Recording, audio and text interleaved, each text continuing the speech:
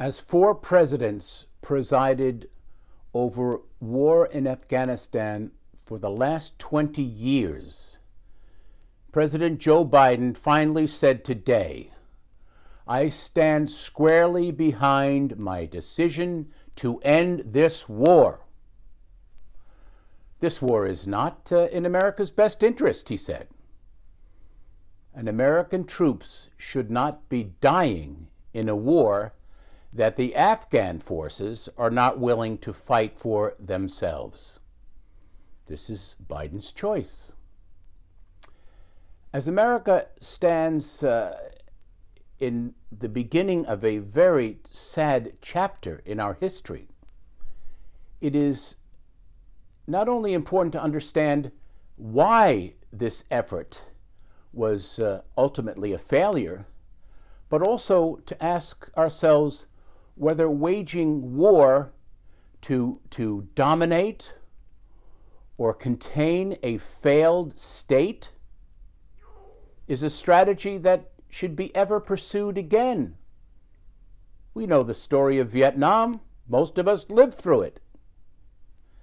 And now we see President Joe Biden, who was left a very tough choice when Donald Trump handed him a deal that he made with the Taliban to leave by May of this year,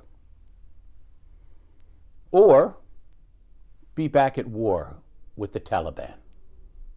So, in Afghanistan, we lost over 2,000 brave Americans, spent $2 trillion, and supposedly trained 300,000 Afghan troops, and fell apart in a matter of days. Wonder where all that cash went? Into the suitcases of former Afghan presidents, perhaps? And now we face what we all saw, a Saigon moment, as we scramble to extract Americans and hopefully some of the brave Afghans who assisted us over the years. After all, we should have known better. Afghans previously defeated the Russians in their own 14-year war. See Charlie Wilson's War. Quite a film. And we failed in Afghanistan, and it is now ripe to become another failed state and a haven for terrorists. Al-Qaeda. This is not only a military failure, but a human failure, a lost promise of democracy and freedom for the Afghan people, especially the women and the young girls. God only knows what is in store for their future.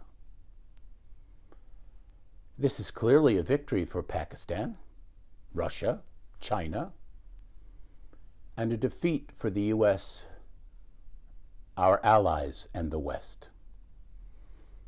Look, let's face it, Afghanistan is a tribal nation whose people are not terribly overeducated, not terribly sophisticated, and this is a country whose leaders were corrupt, and they never delivered for them. So the idea of that nation building could be a success in this particular place was a Herculean task.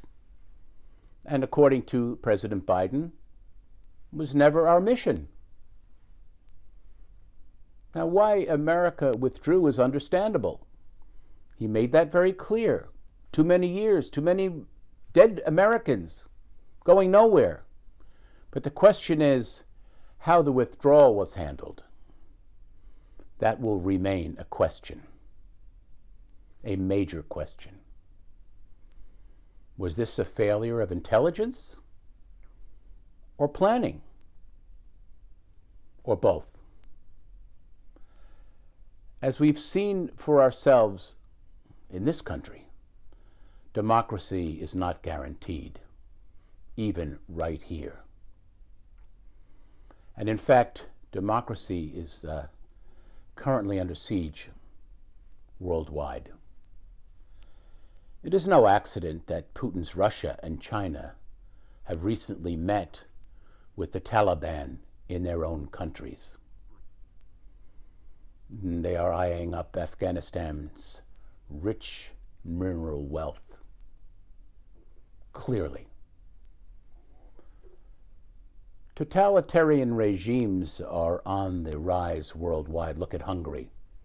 Look at Turkey. We already mentioned China and Russia. And there will be a reckoning. Only time will tell as to what the long-term repercussions of this Biden's choice will be for America's image abroad and for the future of democracies worldwide. More to come. This is John Christopher Bua for Real Political News, Washington.